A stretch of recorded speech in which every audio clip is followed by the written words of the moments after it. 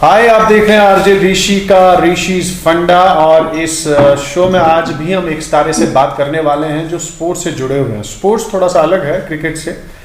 और इससे पहले हम आपको आज के मेहमान से मिलाएं, आज के स्टार से मिलाएं। आपको ये ज़रूर कहना चाहेंगे कि मेरा ये चैनल आरजे ऋषि आप सब्सक्राइब करें, क्योंकि बहुत सारी स्टोरीज आपके साथ हमें बांटनी है उन दोस्तों की जिन्हें किसी हद तक हमारी ज़रूरत है, किसी हद तक आपकी ज़रूरत है। और ज़रूरत सिर्फ इस बात की कि हम उनकी हौसला अफजाई करें। उनमें टैलेंट छुपा है, उस टैलेंट को निखारने की ज़रूरत है। अगर कहीं हम उनकी मदद कर सकते हैं तो क्यों ना हम उनकी मदद करें। आज जो हमारे आज के सितारे हैं, इनका ताल्लुक फुटबॉल से है। काफ़ी कम उम्र के ये खिलाड़ी हैं। हालांकि फुटबॉल में देखा जाए तो भी होता है, कम उम्र होना बहुत ज़रूरी होता है इस खेल के लिए। आप में स्टैमिना होना चाहिए। लेकिन ओवरऑल जब हम बारामूला डिस्ट्रिक्ट की बात करें या पूरे कश्मीर की बात करें, हालांकि कुछ एरियाज़ में, पुलवामा में या बारामूला में इस खेल को बड़ी दिलचस्पी से लिया जाता है। लेकिन बारामूला में ही कुछ ऐसे एरियाज़ हैं जहां इसमें उतनी ज़्यादा दिलचस्पी नहीं दिखाई जाती। और जनाब, आज हम इसी तरीके से एक शख्सियत से कहें या स्टार से कहें, उनसे मुलाकात आपकी कराएंगे जो तहसील पटन से जिनका ताल्लुक है और शिरपुरा एरिया से ये ताल्लुक रखते हैं। और कुछ अचीवमेंट्स हैं जो बहुत लंबे हैं, जो मैं आपके सामने बताना चाहूँगा। पहले तो ये पढ़ाई कर रहे हैं, बीए कर रहे हैं, अभी 5th सेमेस्टर में है। ग्रास रूट जो कोचिंग कोर्स है फुटबॉल का, उसमें इनका एक कोर्स हुआ है। डी लाइसेंस है, कैट 5 रेफरी है, स्टेट चैंपियनशिप अब अर्स्टवाइल हो गई यूनियन टेरिटरी में। अब इनके शौक क्या है वो इस शो के दौरान हम आपको बताएंगे। ब्लू स्टार फुटबॉल क्लब के ये कैप्टन है। Baramulla football grass root academy के ये हेड हैं। इसी तरीके से और ज़्यादा है जो इनके बारे में शायद हम इस प्रोग्राम के जरिए आप तक पहुंचाएंगे। और आज के हमारे स्टार हैं जनाब दानिश मंजूर डार साहब। बहुत ही अच्छे, बहुत क्यूट। और फुटबॉल तो हमने आज यहाँ लाई है क्योंकि इसी की बात होगी। और दानिश, आपका बहुत बहुत इस्तकबाल है आरजे ऋषि के चैनल पर एज फुटबॉलर। हम बहुत ज़्यादा शुक्रगुजार है कि आपने ऐसा प्रोग्राम किया, क्योंकि अभी तक हमने पहला शो है, थोड़ी सी हिचकिचाहट हो रही है, लेकिन फिर भी हम आपका तहे दिल से शुक्रिया अदा करते हैं, क्योंकि ऐसे ऐसे प्रोग्राम्स होने चाहिए। क्योंकि हम जैसे छोटे छोटे जो हम कोचेस हैं उनको उतना प्लेटफॉर्म नहीं मिलता है, इतना ये फेस अप करना है कैमरा के सामने, एक सब कुछ थोड़ा डिफरेंट। चलिए पहले आपकी ये परेशानी दूर कर देते हैं, कैमरा को छोड़ दीजिए। अब हमें बताएं आपके शौक क्या हैं फुटबॉल के अलावा। ये तो आप शौक और प्रोफेशन बना चुके हैं, इसके अलावा कोई शौक आपका? हाँ, मेरा एक शौक है, ज़्यादा ट्रैवल करना पसंद करता हूँ। नई जगह। कहाँ ट्रैवल करते हैं? बहुत जगह गया हूँ। कन्याकुमारी लास्ट मंथ में गया था। अच्छा, जनवरी में। इसी लास्ट ईयर में गए थे। कुछ खास रहा इसमें, कोई ऐसी याद जो आप हमसे बांटना चाहेंगे? एक बात तो लेकिन मैं पहले अपनी जो भी इस शो को देख रहे हैं उनसे माफ़ी मांगना चाहता हूँ। जब हम पहले दिन वहाँ पे गए तो मैं रात के 12 बजे जो हमारा हॉस्टल होता है वहाँ पे, वो सपोर्ट्स का एक इवेंट था वहाँ पे। तो जब हम 12 बजे वहाँ पे उस हॉस्टल से बाहर निकले तो मैं बाहर देख रहा हूँ कि हमारे बहुत सारे लड़के थे। मैं देख रहा हूँ वो जो कोकोनट के पेड़ होते हैं उन पे चढ़े हैं, उनको वहाँ से फल तोड़ रहे हैं। तो वो सबसे महत्वपूर्ण इवेंट रहा उसमें। तो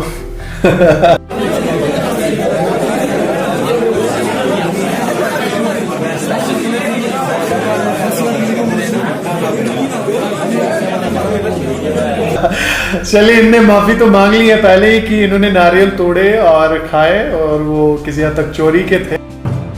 पढ़ाई और इस फुटबॉल में, और जब आप पटन की बात करें, पटन में किसी हद तक तो फुटबॉल खेली जाती है, लेकिन आपके एडजॉइनिंग एरियाज टंग कुंजर, इसमें फुटबॉल का उतना ज़्यादा रुझान नहीं है। क्या आपके बच्चे जिनको आप कोच करना चाहेंगे, क्या आपको एडजॉइनिंग एरियाज में मिल रहे हैं जिन्हें आप कोच करें? हाँ, थोड़े तो मिल रहे हैं। अभी हमारा जो पड़ोसी गांव है उसका नाम मामूसा है, वहाँ से भी कुछ लड़के अब इंटरेस्ट रख रहे हैं। क्योंकि अभी हमारे यहाँ पे जो पटन का एरिया है, पटन में तो फुटबॉल है, लेकिन जो यहाँ पे फॉरफलंग एरिया है वहाँ पे उतनी फुटबॉल की डेवलपमेंट नहीं है। अभी जो हमारे उनके माँ बाप है उनको अभी उतनी नॉलेज नहीं है फुटबॉल की। वो कहते हैं कि इसमें फ्यूचर नहीं है। लेकिन मैं आज उनसे कहना कहना चाहता हूँ कि आप अपने लड़कों को भेजिए, उनको ट्रेन करवाइए। फिर बहुत सारे क्लब्स में लोन स्टार हैं या चाहे रियल कश्मीर FC है, उसमें ट्रायल्स होते हैं। फिर वहाँ पे वो सारे अकोमोडेशन लड़कों को देती है, पढ़ाई हो चाहे मतलब कुछ जो भी खर्चा उनका स्पॉन्सर करते हैं। हाँ, स्पॉन्सरशिप करते हैं, प्लेयर उनको हायर करते हैं, फिर बड़े बड़े लीग्स में खिलाते हैं, बाहर जाते हैं। मतलब आई लीग होती है अंडर 15, अंडर 13। हाल ही में मैंने अंडर 13 में भी एक लड़का सिलेक्ट हुआ है, शिरपुरा से ही है अभी, लेकिन फिर जो अंडर किसमें अंडर 13 में हुआ। अच्छा, मुझे बताएं, आपकी शक्ल देखकर, आपकी एज देखकर कोई ये नहीं बोलेगा कि ज्यादा से ज्यादा बोल सकता है कि ये फुटबॉल खेलेगा, लेकिन कोचिंग का ये कैसे सोचा आपने, या आप एज प्लेयर भी रहे हैं? हाँ, पहले तो मैं ज़्यादा शौकीन क्रिकेट का था, लेकिन फिर जब मैंने क्रिकेट देखा तो फिर मुझे लगा कि उसमें टाइम ज़्यादा लगता है, क्योंकि सुबह 9 बजे घर से निकलते हैं, फिर 1-2 बजे घर पहुंचते हैं, तो उसमें ज़्यादा टाइम वेस्ट थोड़ा टाइम कंज्यूमिंग है। जी। तो फिर मैंने सोचा क्यों ना मैं फुटबॉल ही खेलूँ। फिर मैंने एक दिन हमारा पड़ोसी गाँव है जंगम पट्टन में, वहाँ पर मैच चल रहा था क्रिकेट का। फिर मैंने क्रिकेट में भी अच्छा प्लेयर था मैं, फिर वहाँ पर 50 बनाई, फिर हमने मैच जीता। फिर वहाँ से मैंने एक ऐसा मंजर देखा जिसकी वजह से मैं इंस्पायर हो गया। वहाँ पे 2 टीमें आ गई, उनका इनॉग्रेशन मैच था फुटबॉल का। जब मैंने उनकी यूनिफॉर्म देखी, उनके शिन पैड देखे, होते हैं फुटबॉल में शिन पैड शूज, तो मैं फिटनेस देखी, मैं सोच रहा था ये कहाँ से, ये कौन सी गेम है। पहले मुझे बहुत ज़्यादा हर्ट होता था कि मैं नहीं खेलूंगा ये फुटबॉल वगैरह, लेकिन फिर मैंने उसी दिन कसम खाई कि नहीं, मैं तो फुटबॉल खेलूंगा ही, और अपने गांव में भी इसका जो इनकलाब है वो लाऊंगा। अरे वाह, बहुत अच्छी बात है। लेकिन ये बताएं कि आपने स्टेट रिप्रेजेंट किया है फुटबॉल में? नहीं, अभी तो उतना अचीव नहीं किया, लेकिन खेलने में किया है। लेकिन लास्ट 3 मंथ्स बिफोर वहाँ पे एक स्टेट चैंपियनशिप थी, 7th एडिशन था उसका, तो वहाँ पे मैंने खेला। आपने खेल, कैसा रहा आपका वो एक्सपीरियंस? बहुत ही अच्छा रहा, क्योंकि वहाँ पे बहुत सारे बड़े बड़े प्लेयर्स के साथ खेलना, उठना बैठना, तो वहाँ पे भी बहुत कुछ सीखा। तो इसी जब मैं वहाँ पे गया, तो जब वहाँ से रिटर्न वापस आया, तो वहाँ पे जो मेरे एकेडमी के लड़के थे, फिर उनमें और शौक बढ़ गया। फिर वो कह रहे थे कि नहीं, हम कहीं मतलब हम इसमें फ्यूचर हैं, हम फ्यूचर बना सकते हैं। फिर उसकी वजह से बहुत सारे लड़के फिर एकेडमी में ज्वाइन आ गए। आपकी एकेडमी में अभी जो एकेडमी चल रही है उसका नाम क्या है और कितने बच्चे उसमें खेल रहे हैं? उसमें तो अभी लास्ट ईयर में 350 बच्चे थे, अच्छा, रजिस्टर्ड हुए थे। फिर घर वाले उतना खेला नहीं रहे थे, फिर थोड़े से तो कम हो गए, लेकिन फिर भी अभी 200 लड़के तो हैं। और मेरे एकेडमी का नाम है शिरपुरा पट्टन ग्रास रूट सेंटर, जो कि रजिस्टर्ड है JNK फुटबॉल एसोसिएशन का। और मैं बहुत ज़्यादा शुक्रिया अदा करना चाहता हूँ जो कि मेरे कोच हैं, जिसने मुझे इंस्पायर किया। उसका नाम मिस्टर इंतिखाब आलम है, जो कि JNK पुलिस का कोच है अभी जी। हाँ, उसका मैं बहुत बड़ा शुक्रगुजार हूँ। और हाल ही में मुझे फिर DFA जोन, हमारा जोन होता है डिस्ट्रिक्ट वाइज, तो DFA जोन पट्टन है, district football association zone Pattan, तो उन्होंने मुझे बहुत ज़्यादा सपोर्ट किया। बहुत अच्छी बात है। लेकिन ये मुझे बताएं, ये कैट 5 रेफरी और D लाइसेंस और ये कोचिंग, ये सब चीज़ें क्या हैं और किस तरीके से जो हमारे बच्चे हैं उन्हें ये मदद करेगी आपकी? हम तो एक तरह से इनकी डिग्री लेके मानेंगे।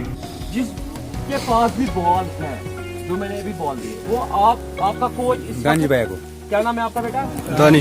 दानिश। और ऐसे आपका कोच है, क्या है? हाँ, बात तो देखो, पहला कोर्स जब मैंने किया वो था D लाइसेंस। तो D लाइसेंस में आपको मतलब सिखाते हैं कि आप जो थोड़ा प्रोफेशनल प्लेयर होते हैं, एक तो होते हैं ग्रास रूट लेवल, जो छोटे छोटे बच्चे हो, उनको मतलब पहले फुटबॉल सिखानी पड़ती है कि इसको हाथ से नहीं खेलना है, इसको पैर से खेलना है, मतलब रनिंग वगैरह होती है। फिर जो D लाइसेंस होता है, D लाइसेंस में आपको प्रोफेशनल प्लेयर आते हैं जो कि अंडर 18 तक होते हैं, उनको मतलब उनकी स्ट्रेंथ होती है, उनको एजिलिटी, मोटर स्किल सब कुछ उसी में आता है, मतलब उनको सिखाना होता है। और जो गेम लाइक सिचुएशंस बनानी पड़ती है, बहुत सारे डिफेंस कैसे किया जाता है या अटैक कैसे किया जाता है। अगर जिस तरह का टीम होगा, अगर मतलब फॉर एग्जांपल हम लेंगे आगे बार्सिलोना है, यहाँ पे से कश्मीर है, तो हमें वो माइंड सेट बनाना पड़ता है कि नहीं, हम इनकी स्ट्रेंथ पासिंग है तो हमें इनकी पासिंग तोड़नी है। तो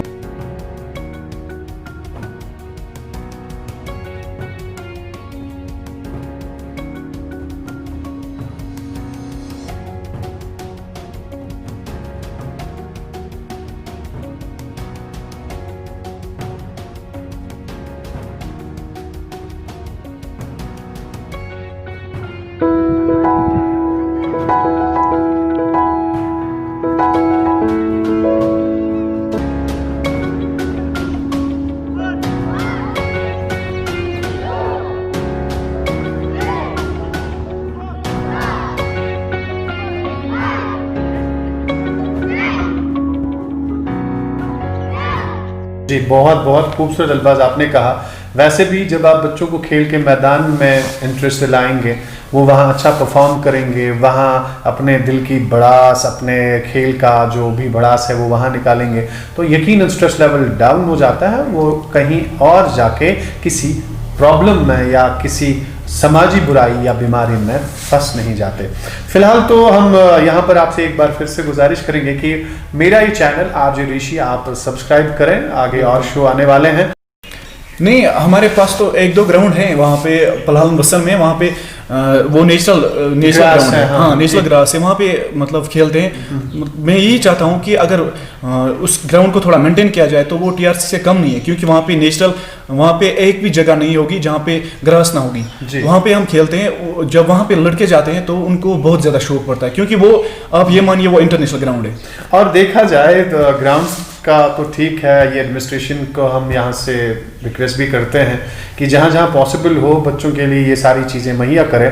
अब फुटबॉल की बात करें, एक शूज़ लाना है, एक आपका क्या कहते हैं उसको, सॉक्स या स्टॉकिंग कहते हैं, या इसी तरीके से आपका शिन पैड्स वगैरह, जस्ट एक यूनिफॉर्म। और फुटबॉल ये भी काफ़ी देर तक चलती है, अगर आप अच्छी क्वालिटी की लाएं तो बड़ा सा हम कहें इकोनॉमिकल खेल है, पैसे ज़्यादा नहीं लगते लेकिन पेरेंट्स को ना डर रहता है दानिश की बच्चा गिर गया, हड्डी वड्डी टूट गई, तो इसमें क्या है, क्या नहीं, ये तो मैं एक बात कहना चाहता हूँ सारे पेरेंट्स से कि आप इसको आप पहले देखिए, गेम है, हम पहले वार्म अप पर आते हैं, हम ऐसे ही नहीं है वहाँ से आ गए फिर गेम में घुस गए, ऐसी बात नहीं है। अगर आप रोज़ प्रैक्टिस करोगे, रोज़ वाटर लेवल होनी चाहिए बराबर, आप पानी पियोगे, मतलब सब्जियां होती है उनको खाना है, मीट खाना है, आपको वो मतलब लाइटली ग़िज़ा खाना है। जब आप ग्राउंड में आते हो पहले वार्म अप कीजिए, फिर इंजरी नहीं होगी। अगर आप वहाँ से आते हैं सीधे बैग छोड़ दिया, शूज़ पहन लिया तो लगा दी कि वो बात नहीं है।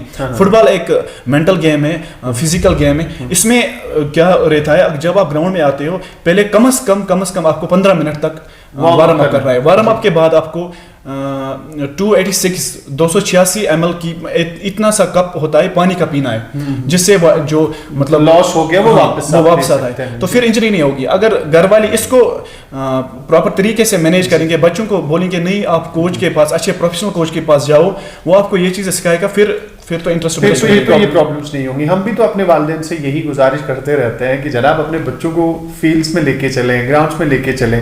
जब उनकी सेहत अच्छी रहेगी फिर वो पढ़ाई में दिल लगाएंगे और अच्छा खासा कमाल भी दिखा सकते हैं, जिस तरीके से हमारे दानिश मंजूर दिखा रहे हैं।